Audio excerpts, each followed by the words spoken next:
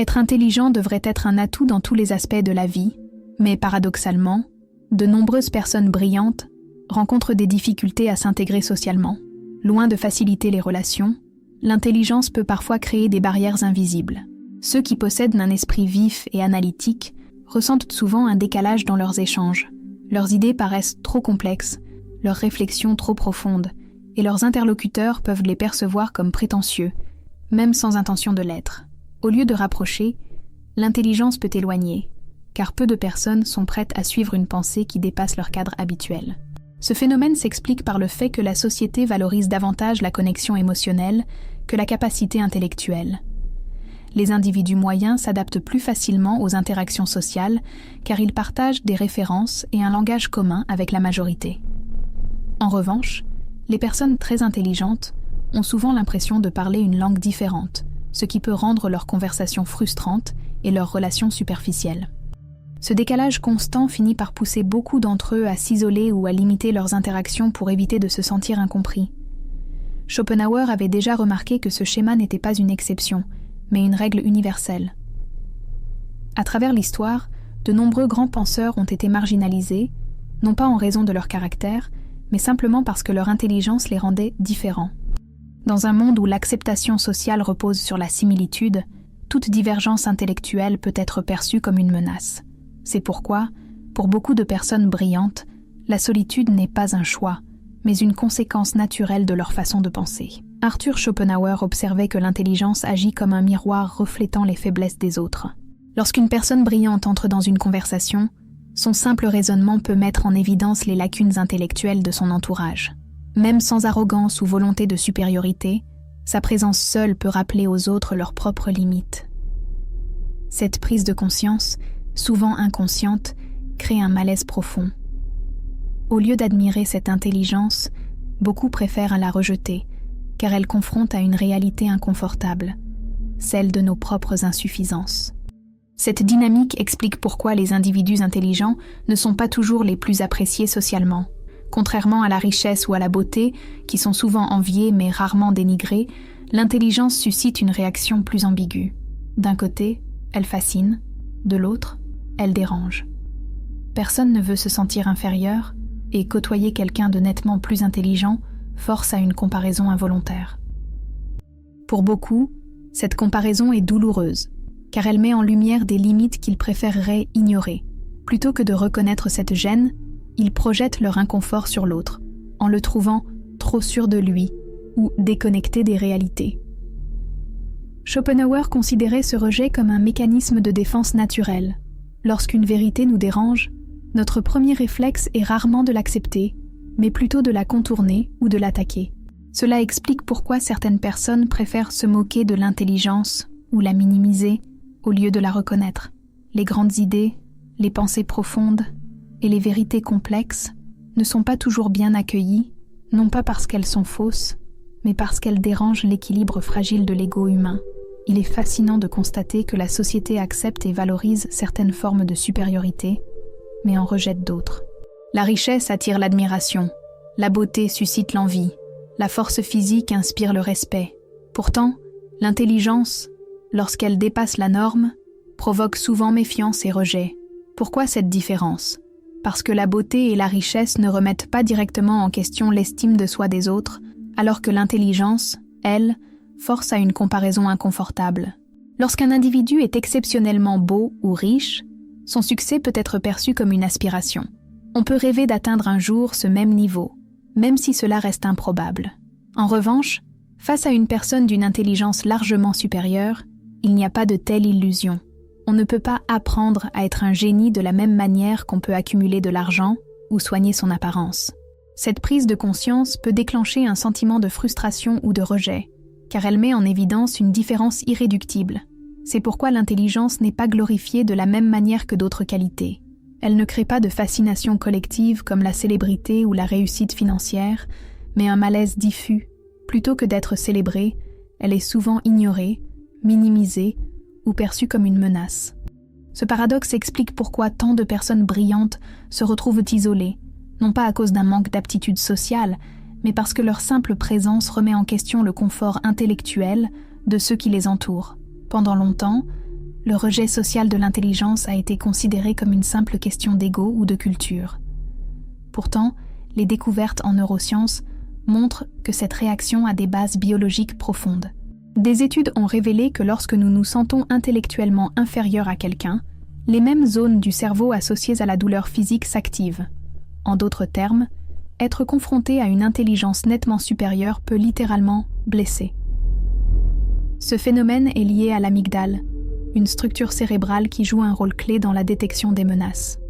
Lorsqu'une personne perçoit un écart significatif entre son propre niveau intellectuel et celui de quelqu'un d'autre, son cerveau interprète cela comme une menace potentielle. Cette réaction n'est pas volontaire. Elle est instinctive et profondément enracinée dans notre biologie. À travers l'évolution, notre cerveau s'est adapté pour protéger notre statut social, car dans les sociétés anciennes, être perçu comme inférieur pouvait signifier l'exclusion et donc une menace pour la survie. Schopenhauer, bien avant que la science ne puisse le prouver, avait déjà pressenti ce phénomène. Il observait que l'intelligence suscite une réaction viscérale de défense, même chez les personnes qui n'en sont pas conscientes. C'est pourquoi, dans de nombreuses situations sociales, l'intellect supérieur ne génère pas de respect immédiat, mais plutôt une résistance, parfois subtile, parfois ouverte. Comprendre ce mécanisme permet de mieux appréhender pourquoi les personnes brillantes peuvent être exclues ou mal comprises, même lorsqu'elles ne cherchent qu'à partager leurs idées. Un fait fascinant mis en lumière par les recherches scientifiques est que le rejet de l'intelligence ne se produit pas toujours au même degré. Lorsqu'une personne se retrouve face à un individu plus intelligent en tête-à-tête, la réaction de défense est généralement faible. Il peut y avoir une légère gêne ou un sentiment d'infériorité passager, mais il n'y a pas nécessairement d'hostilité. En revanche, lorsque cette interaction a lieu dans un groupe, tout change. L'inconfort se transforme en rejet bien plus marqué. Cette amplification est liée à un mécanisme de protection du statut social. Dans un groupe, chaque individu cherche à maintenir sa place et à préserver son image aux yeux des autres. Lorsqu'un individu perçu comme plus intelligent entre dans l'équation, il modifie involontairement la dynamique sociale. Si son intelligence est trop évidente, elle peut être perçue comme une menace qui risque de reléguer les autres à un rang inférieur. Pour éviter cette situation, le groupe adopte souvent des stratégies d'exclusion, soit en ignorant la personne brillante, soit en minimisant son intelligence avec de l'humour ou du mépris déguisé. Schopenhauer avait observé cette mécanique dans les cercles intellectuels de son époque. Il avait remarqué que les esprits les plus aiguisés étaient souvent mis à l'écart dans les groupes, non pas parce qu'ils étaient désagréables, mais parce que leur simple présence perturbait l'équilibre des échanges. Aujourd'hui encore, on retrouve ce phénomène partout, dans les entreprises, dans les cercles sociaux et même sur les réseaux sociaux, où les idées les plus profondes sont souvent éclipsées par des discours plus consensuels et accessibles. L'une des raisons pour lesquelles les personnes intelligentes sont rejetées n'a rien à voir avec leur comportement réel, mais avec la manière dont elles sont perçues. Lorsqu'un individu fait preuve d'une intelligence supérieure, il ne se contente pas de démontrer ses connaissances ou son raisonnement, il déclenche une réaction inconsciente chez ceux qui l'entourent. Beaucoup de gens, au lieu de voir cette intelligence comme une simple différence, y projettent leurs propres insécurités. Ce phénomène psychologique est connu sous le nom de projection. Lorsqu'une personne se sent inférieure intellectuellement, elle a rarement conscience de ce sentiment en tant que tel. Au lieu d'admettre qu'elle est intimidée par l'intelligence de l'autre, elle interprète la situation d'une toute autre manière. Elle suppose que la personne intelligente la méprise. Ainsi, même si cette dernière n'a jamais exprimé le moindre jugement, elle est perçue comme arrogante ou condescendante. Ce mécanisme permet à l'ego de se protéger. Plutôt que d'admettre une gêne personnelle, l'individu préfère croire que le problème vient de l'autre. Schopenhauer expliquait que ce rejet de l'intelligence est rarement frontal ou explicite. Il se manifeste de manière subtile, à travers l'ironie, la minimisation des compétences ou l'exclusion sociale. Les personnes très intelligentes se retrouvent ainsi souvent piégées dans un paradoxe. Plus elles essaient d'être humbles, plus elles paraissent méprisantes, car leur simple existence rappelle aux autres leurs propres limites. Cette distorsion de perception est l'une des raisons pour lesquelles beaucoup de personnes brillantes finissent par se replier sur elles-mêmes ou limiter l'expression de leur intelligence dans les interactions sociales. L'intelligence n'est pas seulement une source de rejet social, elle est également perçue différemment selon le genre. Alors que les hommes intelligents peuvent être confrontés à l'exclusion ou à la confrontation directe, les femmes intelligentes, elles, font face à un double défi. D'un côté, elles doivent prouver leurs compétences dans un monde qui, historiquement, les a souvent sous-estimées. De l'autre, elles doivent composer avec des attentes sociales qui valorisent la douceur et la discrétion, et qui perçoivent une femme trop affirmée intellectuellement comme menaçante.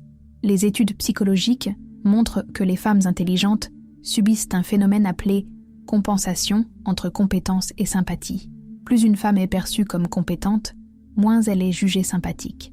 Cette dynamique pousse de nombreuses femmes brillantes à minimiser leur intelligence en public, à adapter leur langage ou à éviter de trop argumenter, simplement pour ne pas être perçue comme arrogante. À l'inverse, un homme intelligent peut être vu comme un leader ou une référence, même s'il adopte une attitude affirmée. Schopenhauer avait déjà remarqué cette différence dans la manière dont la société traite l'intelligence selon le genre. Il observait que les femmes intelligentes étaient le souvent forcées de choisir entre être respectées et être appréciées. Aujourd'hui encore, ce dilemme persiste. Dans de nombreux environnements, une femme qui affiche librement son intelligence peut être perçue comme distante ou trop exigeante, alors qu'un homme ayant la même attitude sera considéré comme ambitieux et inspirant. Cette réalité pousse encore beaucoup de femmes à cacher ou à tempérer leurs capacités pour être mieux acceptées socialement. Si l'intelligence suscite souvent de la méfiance, c'est parce qu'elle perturbe l'équilibre des relations humaines. À l'inverse, la médiocrité, elle, génère un climat de confort et d'acceptation. Une personne moyenne ne remet pas en question les croyances établies, ne pousse pas son entourage à réfléchir plus profondément et ne crée pas de dissonance dans les conversations. Ce conformisme intellectuel est bien accueilli car il maintient une atmosphère où personne ne se sent jugé ou inférieur. Ce phénomène est visible partout, dans les cercles sociaux, les entreprises, les médias et même le système éducatif. La plupart des discussions tournent autour de sujets simples, des opinions superficielles et des idées prévisibles, car cela permet à chacun de se sentir à l'aise. Dès qu'une personne introduit une pensée plus complexe, une analyse plus poussée ou un point de vue original, la dynamique change. Le silence s'installe, l'ambiance devient plus tendue, et bien souvent, le groupe réagit en détournant la conversation ou en minimisant l'intervention. Schopenhauer soulignait que les sociétés valorisent la stabilité plus que la profondeur intellectuelle. C'est pourquoi les artistes les plus audacieux, les penseurs les plus visionnaires et les innovateurs les plus radicaux sont souvent ignorés ou sous-estimés de leur vivant. Ce n'est pas qu'ils ne sont pas reconnus pour leur talent, mais leur simple existence remet en question l'ordre établi. La médiocrité, en revanche, rassure, car elle ne force personne à se remettre en question. Elle permet à chacun de se sentir normal, et dans un monde où l'appartenance est essentielle, c'est souvent ce qui compte le plus. À une époque où l'information circule à une vitesse fulgurante, on pourrait croire que l'intelligence et la réflexion sont plus accessibles que jamais. Pourtant, les réseaux sociaux ont amplifié la préférence pour la superficialité.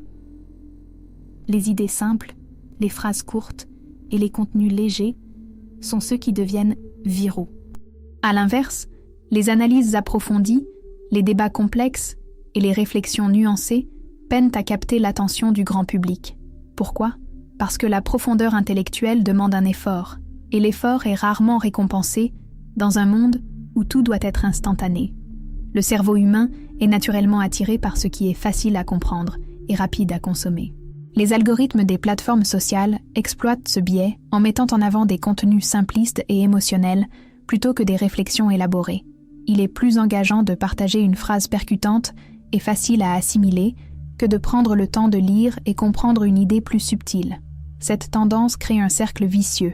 Plus un contenu est simplifié, plus il est diffusé et plus il devient la norme, reléguant ainsi la pensée critique à l'arrière-plan. Schopenhauer aurait sans doute vu dans ce phénomène une confirmation de sa vision du rejet de l'intelligence. Si la société a toujours préféré les vérités confortables aux vérités dérangeantes, les réseaux sociaux ont exacerbé cette dynamique. La culture du buzz et des opinions tranchées remplace progressivement le raisonnement et la nuance. L'intelligence n'a jamais été aussi accessible, mais paradoxalement, elle n'a jamais été aussi mal valorisée dans l'espace public. Dans ce contexte, les esprits les plus brillants doivent soit se résigner à un public restreint, soit apprendre à adapter leur message à cette nouvelle réalité. L'histoire regorge d'exemples de génies qui, de leur vivant, ont été marginalisés, ignorés ou même ridiculisés avant que leur valeur ne soit enfin reconnue. Newton, Einstein, Marie Curie et tant d'autres ont tous dû faire face à une résistance farouche avant d'être admis comme des figures incontournables. Ce phénomène n'est pas dû au hasard.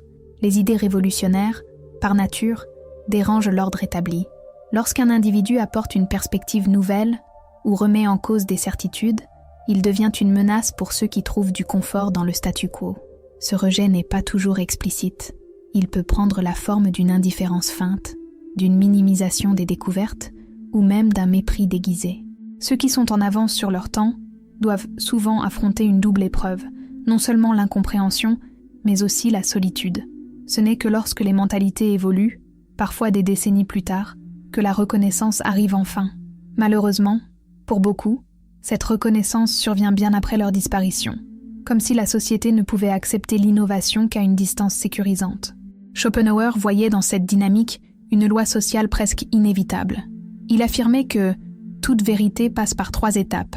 D'abord, elle est ridiculisée, ensuite, elle est violemment combattue, et enfin, elle est acceptée comme une évidence. Ce cycle se répète encore aujourd'hui. Qu'il s'agisse d'art, de science ou de philosophie, les penseurs les plus avancés sont d'abord isolés avant que leurs idées ne finissent par influencer le monde. Ce paradoxe explique pourquoi tant de grandes figures ont dû persévérer dans l'obscurité avant d'illuminer l'histoire. Être intelligent ne signifie pas être condamné à la solitude ou à l'incompréhension. De nombreux esprits brillants ont su naviguer habilement dans le tissu social en ajustant la manière dont ils exprimèrent leurs idées. Richard Feynman, par exemple, était un physicien de génie, mais aussi un communicateur exceptionnel. Il avait compris que la clé pour être entendu n'était pas d'impressionner, mais d'adapter son langage à son interlocuteur.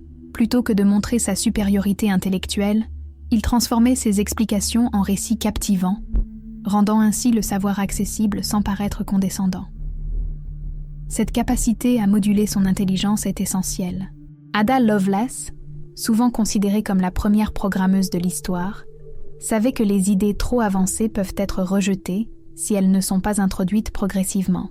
Elle organisait ce qu'elle appelait des laboratoires sociaux, où les esprits curieux pouvaient échanger librement sans craindre d'être jugés. De cette manière, elle créait un environnement propice à l'intelligence, où chacun pouvait apprendre sans se sentir menacé. Schopenhauer lui-même recommandait la prudence dans l'expression de l'intelligence. Il savait que la vérité, lorsqu'elle est imposée trop brutalement, provoque le rejet. Il suggérait donc d'observer, de choisir ses moments et de partager ses idées avec discernement. L'intelligence n'a pas besoin d'être dissimulée, mais elle gagne à être stratégiquement utilisée. Ceux qui maîtrisent cet équilibre trouvent souvent des cercles où leur pensée est valorisée, sans provoquer de résistance inutile. Face aux défis sociaux que pose l'intelligence, la tentation peut être grande de la masquer ou de s'adapter à la médiocrité ambiante. Pourtant, Schopenhauer et d'autres penseurs soulignaient une vérité essentielle. Ce n'est pas l'intelligence qui pose problème, mais la manière dont elle est perçue et exprimée. L'objectif n'est pas de se conformer aux attentes des autres, mais d'apprendre à utiliser son intelligence avec discernement, en fonction du contexte et du public. Cela implique de choisir ses batailles. Toutes les idées profondes ne méritent pas d'être partagées dans tous les environnements. Les plus grandes avancées de l'histoire ont souvent été faites par des esprits qui ont su attendre le bon moment et trouver les bonnes personnes avec qui échanger. Se forcer à être compris par ceux qui ne veulent pas comprendre est une perte d'énergie. À l'inverse, identifier des cercles où la réflexion est encouragée permet à l'intelligence de s'épanouir sans résistance excessive. L'intelligence, bien employée, est une force inarrêtable. Elle ne doit pas être réduite ni étouffée, mais maîtrisée et dirigée avec finesse. Le but n'est pas d'être accepté par tous, mais d'être compris par ceux qui comptent. Au lieu de s'épuiser à chercher une validation sociale qui ne viendra jamais, mieux vaut cultiver son esprit, construire des liens avec des personnes qui partagent une quête de savoir et, surtout, utiliser cette intelligence pour transformer le monde plutôt que de se laisser enfermer par lui.